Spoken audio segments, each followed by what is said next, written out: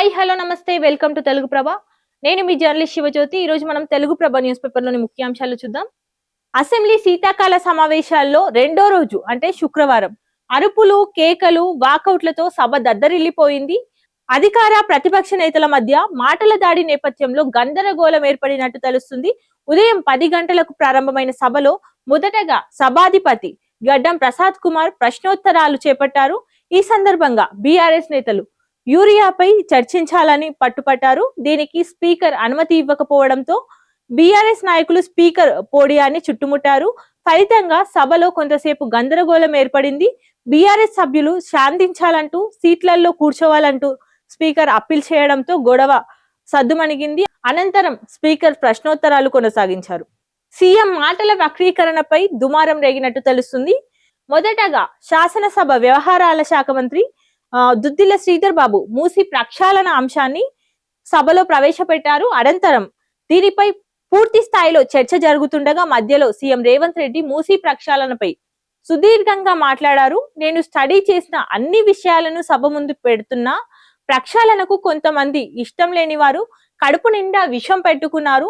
నిలువెల్లా విషంతో ఉన్న వారికి అనంతగిరి కొండల అడవి చెట్ల నుంచి తెచ్చిన మూలికల మందులు ఇవ్వాల్సి ఉంది అని తను అన్నట్టు తెలుస్తుంది.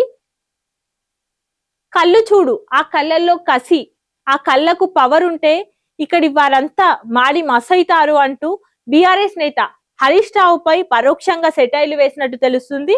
వెంటనే బీఆర్ఎస్ నేతలు సభలో కొంత గందరగోళం సృష్టించారు. దీంతో అనంతరం హరీష్ రావు మాట్లాడుతూ మూసీ నది కంపు కంటే ముఖ్యమంత్రి సీఎం రేవంత్ రెడ్డి మాటల కంపు ఎక్కువైపోయింది అంటున్నారు.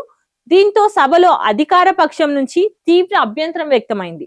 సబితా ఇంద్రారెడ్డి, సునీతా లక్ష్మీరెడ్డికి మాట్లాడేందుకు అవకాశం ఇచ్చారు.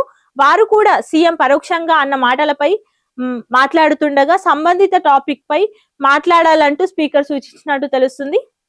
ఇక్కడ చూసుకున్నట్టయితే మూసీ కంటే కూడా విపక్షాల విషయమే ఎక్కువగా ఉంది అంటూ కూడా ఇక్కడ అసెంబ్లీలో సీఎం రేవంత్ రెడ్డి మాట్లాడారు.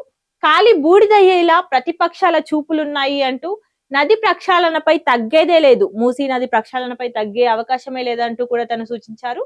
కాలుష్యం నుంచి నల్లగొండ జిల్లాకు విముక్తి కల్పిస్తామంటూ ఏడాదంతా నీళ్లు పారిస్తాం, 3 నదుల సంగమంగా బాపుఘాట్ నిర్మిస్తామంటూ తను తెలిపారు. గండిపేట నుంచి గౌరెల్లి వరకు 55 కిలోమీటర్ల ఎలివేటెడ్ కారిడార్ నిర్మిస్తామన్నట్టు తెలిపారు. తీర ప్రాంతంలో శివాలయం, గురుద్వార్, మసీదు, చర్చి నిర్మిస్తామని తెలిపారు. ఏషియన్ డెవలప్మెంట్ బ్యాంక్ నుంచి 4000 కోట్ల రుణం తీసుకురానున్నట్టు కూడా తను తెలిపారు.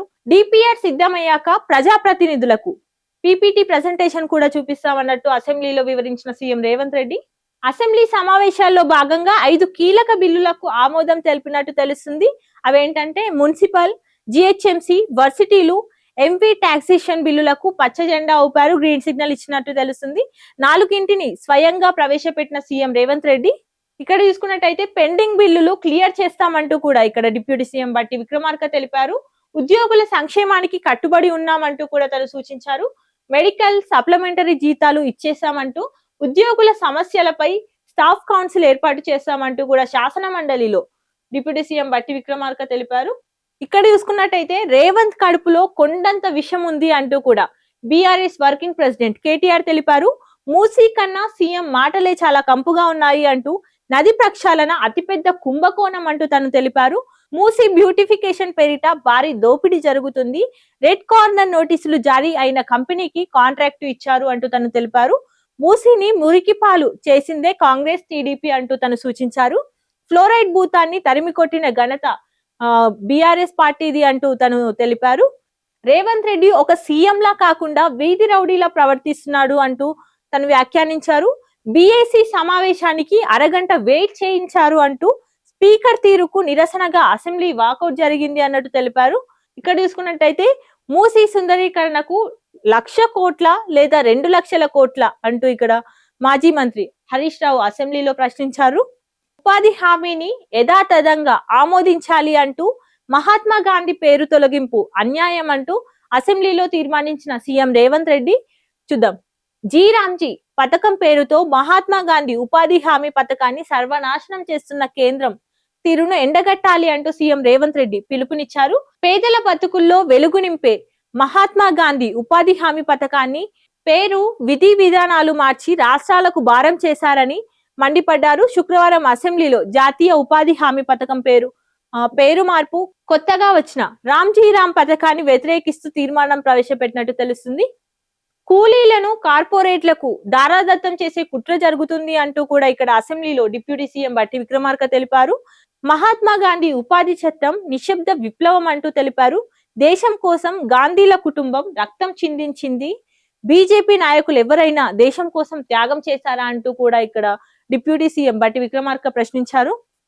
రామ్జీతో ఏటా 1787.97 కోట్ల భారం పడుతుంది అంటూ కూడా ఇక్కడ మంత్రి సీతక్క తెలిపారు. నిధులు రాష్ట్రాలే భరిస్తే కేంద్రం పెత్తనం ఎందుకు అంటూ ప్రశ్నించారు. గతంలో మాదిరిగా పనులు చేపట్టాలి అంటూ కూడా పంచాయతీరాజ్ శాఖ మంత్రి సీతక్క సూచించారు. రేవంత్ రెడ్డిని 2 సార్లు ఉరి తీసినా తప్పులేదు అంటూ కూడా ఇక్కడ జాగృతి అధ్యక్షురాలు కవిత పేర్కొన్నారు. పాలమూరులో అక్రమాలకు పాల్పడ్డది హరీష్ రావే అంటూ పేర్కొన్నారు. వచ్చే అసెంబ్లీ ఎన్నికల్లో సొంత పార్టీతో నేనే స్వయంగా పోటీ చేస్తాను అంటూ కూడా కవితక్క తెలిపినట్టు తెలుస్తుంది. జల వివాదాల పరిష్కారానికి కమిటీ ఏర్పాటు చేయనున్నట్టు 2 రాష్ట్రాల ప్రతినిధులతో ఈ కమిటీ ఏర్పాటు చేయనున్నట్టు తెలుస్తుంది. దీనిపై నోటిఫై చేసి కేంద్ర జలశక్తి మంత్రిత్వ శాఖ తెలపనుంది. కృష్ణా జలాల కేటాయింపుల్లో కాంగ్రెస్ బీఆర్ఎస్ వైఫల్యమైంది అంటూ కూడా ఇక్కడ కేంద్ర హోంశాఖ సహాయ మంత్రి బండి సంజయ్ తెలిపారు. ఈ రోజు కొండగట్టుకు పవన్ కళ్యాణ్ వెళ్లనున్నట్టు తెలుస్తుంది. అక్కడ పలు నిర్మాణాలకు AP deputy CM Pawan Kalyan శంకుస్థాపన చేయనున్నారు. ఇక్కడ చూసుకున్నట్టయితే 4 చక్రాల లైట్ గూడ్స్ వాహనాలపై 7.5% లైఫ్ ట్యాక్స్ వేయనున్నట్టు శాసనసభలో మంత్రి పొన్నం ప్రభాకర్ వెల్లడించారు. సో ఇవండి ఈ రోజు తెలుగు ప్రభ న్యూస్ పేపర్ లోని ముఖ్యాంశాలు. మరిన్ని అప్డేట్స్ కోసం చూస్తూనే ఉండండి తెలుగు ప్రభ.